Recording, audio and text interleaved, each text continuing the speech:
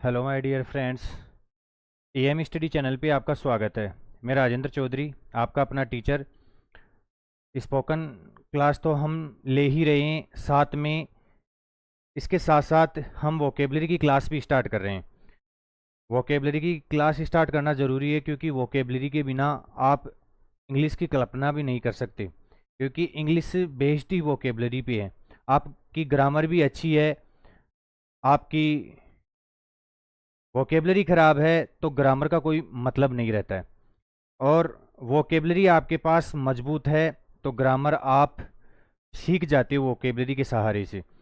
तो वोकेबलरी का अपने पास कलेक्शन होना ज़रूरी है, क्योंकि वोकेबलरी के बिना हम इंग्लिश की कल्पना नहीं कर सकते, और इंग्लिश को पढ़ना है तो वोकेबलरी याद करनी ही पड़ेगी। वोकेबलरी दो तरीके से याद की जा सकती है, एक तो होता है रूट वर्ड तरीका और एक होता है निमोनिक्स तरीका। मैं आपको रूट वर्ड और निमोनिक्स दोनों तरीकों से वोकेबलरी याद करवाऊंगा। अगर हो सकता है तो मैं आपको पिक्चर के माध्यम से भी वोकेबलरी याद करवाऊंगा। जैसे कोई शब्द आता है, उसकी अगर अपन फोटो देख लेते हैं, पिक्चर देख लेते हैं, तो वो लॉन्ग टाइम तक हमारी मेमोरी में सेव रहता है। हम सबसे पहले वोकेबलरी के अंदर ईडियम और फ्रेजेस का सेक्शन शुरू करेंगे, क्योंकि ये लगभग इंडिया के हर एग्ज़ाम में इससे क्वेश्चंस आते हैं। जिस भी कॉम्पिटिटिव एग्जाम में अगर ईडीएम फ्रेज दे रखा है, इंग्लिश दे रखी है, उसमें ईडीएम फ्रेज दे रखा है, तो इस चैप्टर से बहुत अच्छे क्वेश्चन बनते हैं। मैं आपको ए टू जेड ईडीएम फ्रेज करवाऊंगा। ए टू जेड का मतलब ए से स्टार्ट करूंगा और जेड पे ले जाके छोड़ूंगा। आज की हमारी क्लास इंट्रोडक्शन क्लास हो सकती है वोकेबलरी के बारे में, लेकिन मैं आपको इस क्लास में वोकेबलरी पढ़ने का तरीका बताऊंगा कि किस प्रकार से वोकेबलरी हमारे को वोकेबलरी याद करनी है। कुल मिला के हमारे को शब्द याद रहने चाहिए लॉन्ग टाइम तक। हम कैसे हमारी मेमोरी में इन शब्दों को सेव कर सकते हैं, और बार बार प्रैक्टिस करते रहना है। बार बार जितने शब्द देखोगे, क्योंकि अंग्रेजी के अंदर रीडिंग, राइटिंग और लिसनिंग तीनों आपके पास होना ज़रूरी है। तीनों की प्रॉपर प्रैक्टिस होना ज़रूरी है।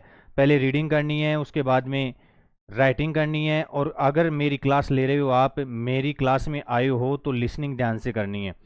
अगर ध्यान से लिसन कर रहे हो ना, तो भी आपको क्लास में ही ये समझो कि 50 से 60% मैटर याद हो जाएगा। आपको अलग से कुछ करने की ज़रूरत नहीं है।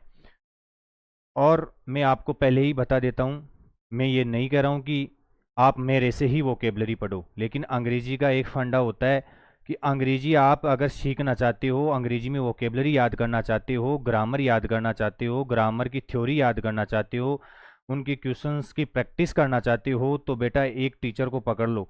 कोई सा भी एक टीचर पकड़ लो, और उस टीचर जो जैसे कहता है ना, क्योंकि सब टीचर मार्केट में अपना नाम बनाने के लिए लगे हुए हैं और अपना बेस्ट देने की कोशिश कर रहे हैं। मैं भी अपना बेस्ट देने की कोशिश कर रहा हूं। अगर आप मेरे से जुड़े हो, मेरे से रेगुलर वोकेबलरी की क्लासेस ले रहे हो, तो आपको इतना मैं विश्वास दिला दूं कि आपको कहीं पे कोई समस्या नहीं होने वाली है। और ईडीएम फ्रेज की तो मैं आपको उत्पत्ति भी बता दूंगा कि ये ईडीएम फ्रेज कहाँ से निकल के आए हैं। अक्सर बच्चों का डाउट होता है कि सर हमारे को ईडीएम और फ्रेज याद नहीं होते, ईडीएम फ्रेज कैसे याद करें, जल्दी ही भूल जाते हैं। क्योंकि मैं जब ऑफलाइन क्लास लेता हूं, तो ऑफलाइन क्लासेज में देखता हूं कि बच्चों को ये प्रॉब्लम्स फेस करनी पड़ती है। तो वो मेरे से पूछते रहते हैं कि सर कैसे, और जब मेरी क्लास में आते हैं ना वो, तो उसके बाद में मेरी क्लास में आने के 15 से 20 दिन के बाद में बोलते हैं कि सर कैसे आपने हमारे कितनी कमज़ोर वोकेबलरी थी, कितने कमज़ोर ईडीएम फ्रेज थे, और आपने किस तरीके से सुधरवा दिए उनको। तो मेरा तरीका यही रहता है कि मैं आपको ओरिजिन बताऊंगा, ईडीएम का ओरिजिन कहाँ से हुआ है, ईडीएम बना कैसे है। क्योंकि अगर देखो, हम मूवीज़ देखते हैं और मूवीज़ की स्टोरी शुरू से लेके अंत तक हमारे को याद हो जाती है कि कहाँ पे कौन सा सीन आता है और कैसे किस तरीके से पूरी मूवी चलती है, उसकी क्या स्टोरी रहती है। तो अगर जैसे हम ईडीएम और फ्रेज कर रहे हैं, ईडीएम फ्रेज कर रहे हैं, तो उसके पीछे की अगर मैं आपको कहानी बताऊंगा, ईडीएम फ्रेज के पीछे की मैं आपको कहानी बताऊंगा, तो उस कहानी के जरिए वो ईडीएम फ्रेज आपको याद हो जाएगा। एक छवि बन जाएगी आपके दिमाग में कि किस तरीके से ईडीएम फ्रेज को याद किया जाता है। तो सबसे पहले वोकेबलरी के सेक्शन में हम ईडीएम फ्रेज वाला सेक्शन उठा रहे हैं, और उसी पर अपनी रोज क्लास रहेगी और रोज हम ईडीएम फ्रेज करेंगे, ए टू जेड ईडीएम फ्रेज करेंगे। और इतना विश्वास रखो, जो मैंने ईडीएम फ्रेज पढ़ा दिए आपको, उनसे 99% ईडीएम आपको एग्जाम में देखने को मिल जाएंगे। 1% की मैं गारंटी नहीं दे रहा हूँ, 1% में आपके कोई अलग से घूम के ईडीएम आ सकता है, लेकिन ये विश्वास रखो कि 99% ईडीएम इसी क्लास से देखने को मिल जाएंगे आपको। अपना तरीका क्या रहेगा, ईडीएम फ्रेज पढ़ने का तरीका अपना क्या रहेगा? तरीका अपना यही रहेगा कि सबसे पहले हम ईडीएम फ्रेज की अंग्रेजी और हिंदी दोनों यहाँ पे देखेंगे। ईडीएम फ्रेज कहाँ से निकल के आया है, उसके पीछे क्या कहानी है, तो वो अपने को याद हो जाएगा। उसके बाद में हम प्रैक्टिस सेशन रखेंगे। प्रैक्टिस सेशन में क्या होगा? प्रैक्टिस सेशन में आपको जितने भी प्रीवियस ईयर एग्जाम्स में, जैसे एसएससी के एग्जाम्स हो गए और कोई पीसीएस एग्जाम्स हो गए और कोई स्टेट एग्जाम्स हो गए, उनमें सब में जो क्वेश्चन आए हुए हैं वो सब क्वेश्चन मैं आपको यहाँ पे सोल्व करवाने वाला हूँ, और साथ के साथ में ही बताते हुए चलूँगा कि कौन सी एग्जाम में ये क्वेश्चन आया हुआ है, और उसके 4 ऑप्शन आपको दे दूंगा। वोकेबलरी में एक ये भी रहता है, जैसे एंटोनिम सिनोनिम्स हो गए, तो वोकेबलरी में हमारे को 4 ऑप्शन में से एक ऑप्शन करेक्ट करना होता है। उस एक ऑप्शन को करेक्ट करने के लिए हमारे पास 3 ऑप्शन एलिमिनेट करने के तरीके भी होने चाहिए, वो भी मैं आपको सिखाऊंगा किस तरीके से एलिमिनेट करना है। और ईडीएम फ्रेज का अपना खुद का लिटरली मीनिंग ना होकर एक हाइड मीनिंग होता है, उनके पीछे दूसरा मीनिंग छिपा होता है, उसको देखना होता है हमारे को। तो वो सब मैं यहाँ पे आपकी प्रैक्टिस करवा दूंगा। Practice makes a man perfect, practice ही आदमी को परफेक्ट बनाती है।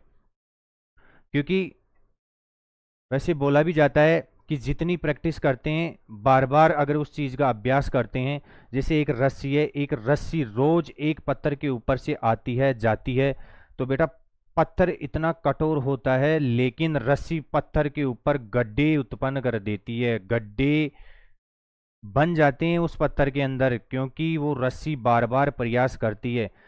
तो अब सोचो, दशरथ मांझी तो इतने बड़े पहाड़ को तोड़ सकता है, क्योंकि वो बार बार रोज उसका यही काम रहता था, सुबह उठता था, जाता था, पहाड़ को तोड़ता था, और छेनी और हथौड़े से तोड़ा था उसने।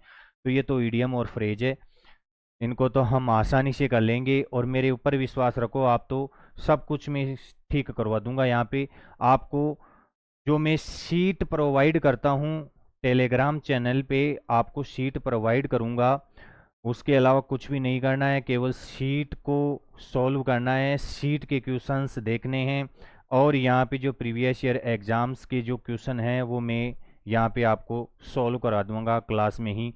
ये अपना ईडीएम पढ़ने का तरीका बता दिया है मैंने, किस प्रकार से हम ईडीएम पढ़ेंगे। ईडीएम्स की मैं पहले से बनाई हुई स्लाइड्स लेके आऊँगा, किस तरीके से, इस तरीके से हमारी स्लाइड्स होगी, इस तरीके से हमारी स्लाइड्स होगी, और इसी स्लाइड से हम ईडीएम करेंगे। जैसे ऐड एंड अवेट हो गया, इसका मैं ओरिजिन बताऊंगा आपको कि किस प्रकार से ये शब्द निकल के आया है, कैसे ये ईडीएम के रूप में प्रयोग लिए जाने लगा है, और फिर उसके बाद में मैं आपको इसकी हिंदी बताऊंगा। पहले तो अंग्रेजी में लिखवाऊंगा, उसके बाद में हिंदी बताऊंगा, और हिंदी बताने के बाद में हो सके तो इनके सब के एक एक दो दो एग्जाम्पल, जो भी एग्जाम्पल्स में ये यूज होते हैं उनके एग्जाम्पल्स भी मैं साथ के साथ करवाता हुआ चलूँगा। आपको निश्चित होकर रोज़ हमारी क्लास को देखना है।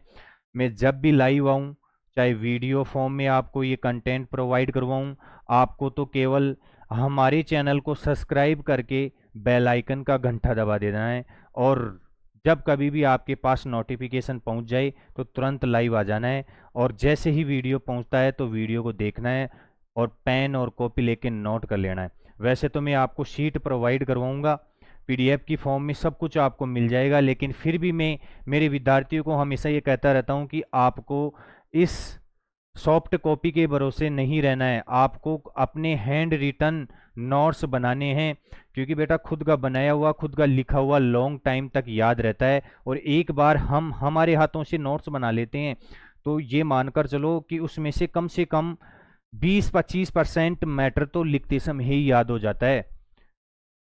तो फायदेमंद यही रहेगा कि खुद के नोट्स बनाओ, आप शीट के भरोसे मत रहो।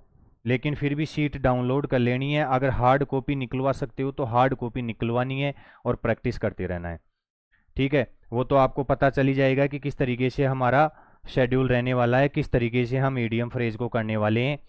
आज ये इंट्रोडक्शन क्लास रखी थी मैंने ईडीएम फ्रेज के लिए। इससे आगे कल से हम जो भी क्लास देंगे उसमें कंटिन्यू अपन ईडीएम फ्रेज को पढ़ेंगे। और ये मान के चलो कि 26 अल्फ़ाबेट है और मैंने आपसे वादा किया है कि A to Z EDM phrase करवाऊंगा।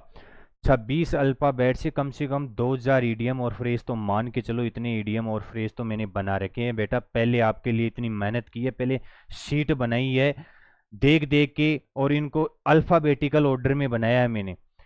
तो हमारी मेहनत का भी थोड़ा ख्याल रखना है और चैनल को सब्सक्राइब करना है, वीडियो को प्रॉपर देखना है और इनका जितना हो सके उतना लाभ उठाना है, जितना हो सके उतना शेयर करना है। और कहावत और मुहावरे हिंदी में तो अपने को जल्दी ही याद हो जाते हैं, समस्या तो अंग्रेजी में होती है, तो अब अंग्रेजी में भी समस्या नहीं होगी। जैसे हम बोलते हैं कि 4 दिन की चांदनी, जबकि इसी मुहावरे को अंग्रेजी में बोला जाता है ए 9 डेज वंडर। तो देखो कितना अलग हो गया, 4 दिन की चांदनी और 9 डेज वंडर। ये सब कुछ मैं बताऊंगा, ये डिफरेंस क्यों आया, कैसे ये निकल के आया, किस तरीके से ये ईडीएम फ्रेज के रूप में प्रयोग होने लगा, सब कुछ आपको यहाँ पे मिलेगा। आपके जो भी दोस्त, आपके जो भी भाई बंधु है, उनको वीडियो का लिंक शेयर कर देना है कि राजेंद्र जी सर ने आज से ईडीएम और फ्रेज की क्लास भी स्टार्ट कर दी है। प्रॉपर हमारे को क्लास देखनी है और वीडियो को लाइक करना है, शेयर करना है, चैनल को सब्सक्राइब करना है। आज के लिए इतना ही। Thank you.